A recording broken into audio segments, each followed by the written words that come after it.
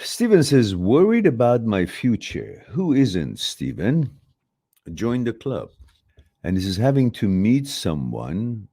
You don't have to, but I know you want to, like every one of us, and start over again. Yeah, what else do you have to do in this world? If you're not being enthusiastic or having time or interest or motivation for one of the most exciting and beautiful things in life, which is meeting a girl, new girl. In this case, meeting a new girl. It's amazing. Consciousness is a world on its own. And in order to navigate in that ocean of her world, you need to learn about nook and crannies, like where the things are, how she operates. And to understand that, it's a journey, like a journey you take with your boat on the ocean, go different islands in different locations and different caves and different tropical areas, and you learn and the dances and the traditions and so on and so forth. And that is exactly what every human being is. So, what's more exciting than that? What else are we here to do if we are not to meet each other and learn about each other, and specifically in a romantic setting to find out what she's all about, what makes her tick, what makes her to be at her best, and then notice and focus on what makes her a psychopath or what makes her unworthy partner or acquaintance. And we both, I mean, people on both sides are trying to measure each other and make analysis in order to decide if it's a right connection or not. And what's more exciting game and understanding and an endeavor, a project than that? So you telling me having to meet someone and start over again. What else do we have in this world to do? That's the most beautiful, exciting thing to do, to look forward to. I'm going to go on a date with this girl. I'm going to do this for her. I'm going to do that for her. I'm going to get to know her. But if your intention is just to go there, get service, then you come up to this conclusion. I got to start over again. I got to let her know what I like, what I don't like. So it's all about you. One of the reasons that we actually fail in a relationship is that we do not try to understand that this is a two-way, so it's a teamwork. It's a relationship, not a relationship train that is just passing by a station and says, okay, howdy, bye. It's a ship, it's in the ocean. You're supposed to be working together to make this ship navigate and negotiate the waves and the storms and the tsunamis and the sunny days and the fishing time and leisure time and all of that together. For that, you need to be focused on what it is that you're interested that makes you tick and what it is that makes you not tick and what it is that makes her tick and what it is that makes her not tick. It's supposed to be concerned about her well-being, and you see if she's concerned about your well-being.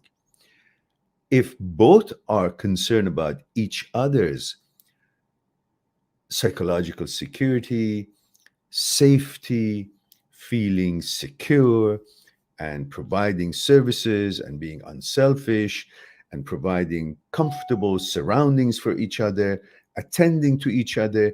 The key word here is each other, meaning when you're doing it, you're also receiving it. So it's not like, oh, I should always be careful about her. No, it's not about her. It's about each other, meaning as you're doing, she's also on the same wavelength. She's also taking care of you. And that makes it you're taking care of her and you're being taken care of.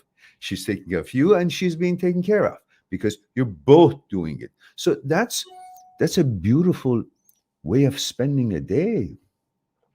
Why do you go to work? Why do any of us go to work? Why do we want to make money? I'm talking to the boys right now. The girls can maybe see if it suits them as well or not. It's up to you. But we boys go to work to make money for what? To provide for our girl, our family, ourselves. But we always have them in mind. That's a hallmark of a chevalier. That's a hallmark of a real man. You want to provide. You get up and you go to work. If it was just for you, yeah, you could really want good stuff and you would be motivated to go and make lots of money to buy those good stuff and have a good lifestyle. Yes. But to what end? To the end that you can share that with a woman. Not not ownership of it, but you can share the enjoyment that this success and money and so forth will bring with a woman of your choice, that you could make her life a little bit better. So these are all great motivations. Forget about all the bullshit of the feminism that they're trying to pretend that they don't need that. Every woman appreciates that. A real woman wants that, appreciates that. And that is one of their criterias, even though they're trying so hard to say, we don't need men, and we don't need anything, we can do it ourselves. No, they can't and they don't want to do, because there are lots of things that we do and we can do and they cannot do. We make roads, railroads. We go where the disasters hit. We go to the earthquake places that it's hit and people need help. We build buildings. We construct. We go to wars. We get killed.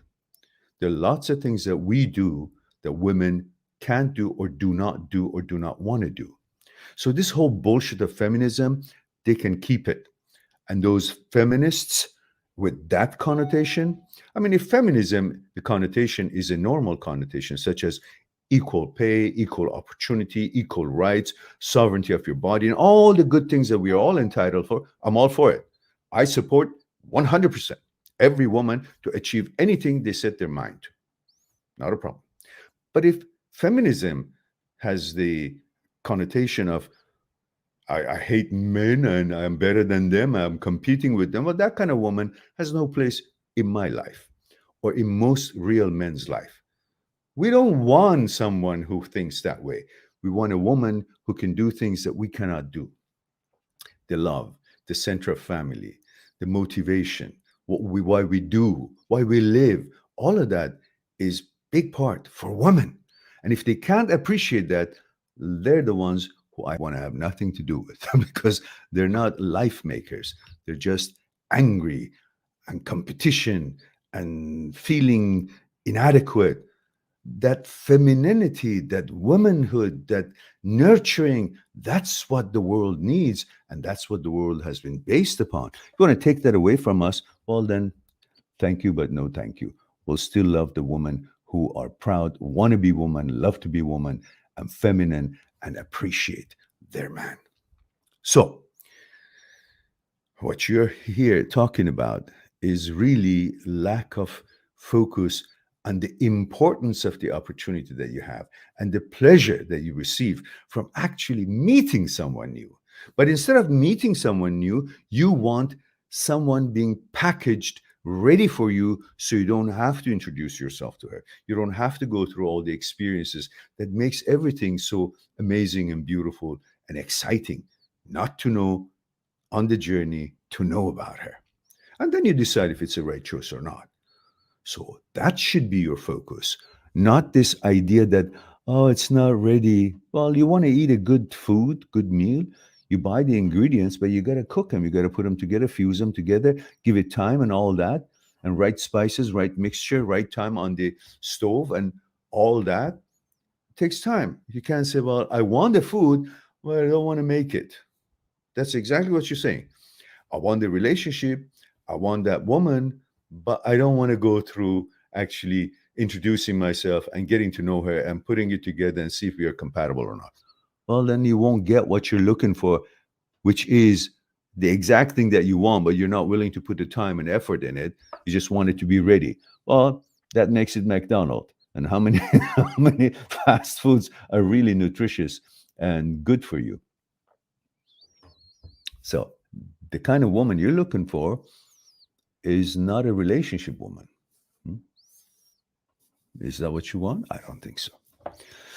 So put the work in, you'll get what you want.